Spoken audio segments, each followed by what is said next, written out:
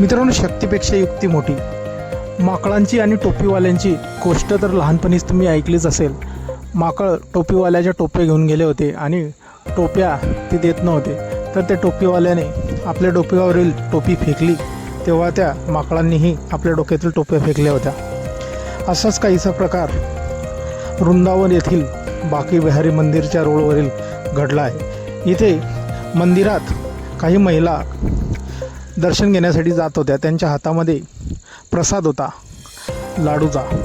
त्या माकडाला तो प्रसाद दिसला, पण त्या बायांनी तो प्रसाद लपवून ठेवला. हे बघून सण माकडाने चक्क त्या महिलेच्या हातातील आयफोनच घेऊन सण तिथून पळून गेला आणि दुकानाच्या वरती बसून राहिला. आपण व्हिडिओमध्ये बघू शकता मित्रांनो, माकड चक्क महिलेच्या हातातील आयफोन घेऊन गेलेला आहे. सर्वांना या गोष्टीचा मोठा धक्का बसला. सर्व महिलाही आश्चर्यचकित झाल्या. माकड चक्क आयफोन घेऊन गेला आहे. महिलांनी बऱ्याचदा माकडाच्या विनवण्या करून सुद्धा माकडाने तो आयफोन खाली दिलेला नाही आहे. बघता बघता तिथे रस्त्यावरती भरपूर गर्दी जमा झाली. त्यातील एका व्यक्तीने या महिलांची व्यथा समजून सण युक्ती लावली आणि त्या माकडासाठी एक खाऊ आणला आणि तो त्या माकडाच्या दिशेने फेकला. तो माकडाने लगेच त्या खाऊचा डब्बा आपल्या हातामध्ये घेतला आणि खाऊ मिळाल्यानंतर माकड खुश झाले आणि त्याने आपल्या हातातील मोबाईल महिलांच्या दिशेने फेकण्याचा प्रयत्न केला. आपण बघू शकताय.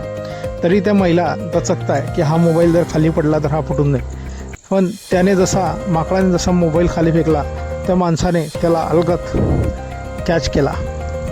मित्रांनो, अशा प्रकारे या महिलांचा आयफोन या महिलांना परत मिळालेला आहे. या माणसाने शक्तीपेक्षा युक्तीचा वापर करून सण माकडाच्या हातून आयफोन घेतलेला आहे.